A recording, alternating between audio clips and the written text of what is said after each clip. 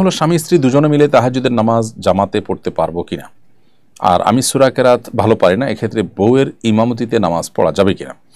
উত্তর হলো তাহাজ্জুদের নামাজ বা যে কোনো নফল নামাজ সাধারণত এবং সচরাচর একা একা পড়াই উত্তম, যদিও রমাদান মাসে তারাবি জামাতের সাথে পড়াটাই হলো সুন্নাহ।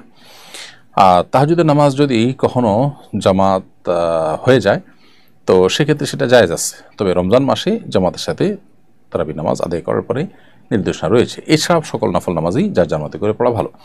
এরপরও যদি কেউ জামাত করেন, একাধিক ব্যক্তি এক জায়গায় আদায় করছেন সালাত, সেক্ষেত্রে জামাত তারা করছেন, সেটি নাজায়েজ হবে না মৌলিকভাবে।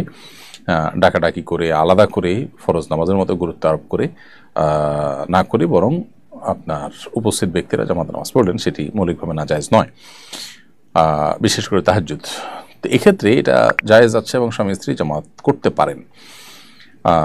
যদি স্বামী স্ত্রী জামাত করেন তাহলে সেক্ষেত্রে স্বামীকেই ইমামতি করতে হবে, কারণ স্ত্রী তিনি ইমামতি করতে পারেন না, তিনি মুক্তাদি হয়ে পেছনে তার অনুসরণ করবেন। আর যদি এমন হয় যে স্বামীর চাইতে স্ত্রীর কেরাত ভালো, তারপরেও কিন্তু স্বামীকে ইমামতি করে নামাজ পড়তে হবে।